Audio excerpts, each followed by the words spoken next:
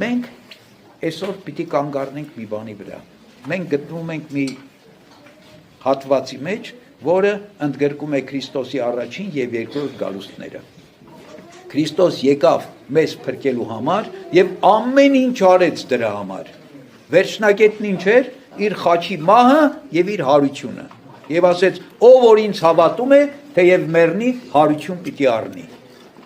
Ամեն ինչ արեց ու գնաց երկինք։ Ու ասեց, նորից գալու եմ մի օր։ Գալու եմ տեսնեմ դուք ինչ արեցիք։ Այդ իմ արած գործը ձեզ համար նշանակություն ունեցավ ձեր կյանքում, թե չունեցավ։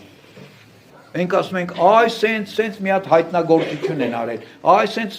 էսի տեղը գտնել են մի 5000 տարվա կամ 10000 տարվա մի բան, այ այդ ինչ հետաքրքիր է, տիեզերքում ինչ բան են բացել, էս ինչ հետաքրքիր է, ամեն ինչով զբաղվում ենք, ամեն ինչով հիանում ենք, զարմանում ենք,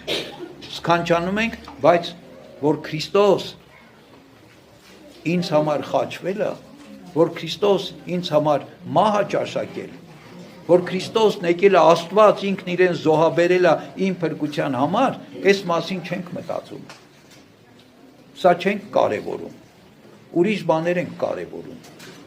Բայց գիտեք, կարևորենք, թե չկարևորենք։ Եթե մենք ապրում ենք, մի օր պիտի գա Քրիստոսի գալուստը։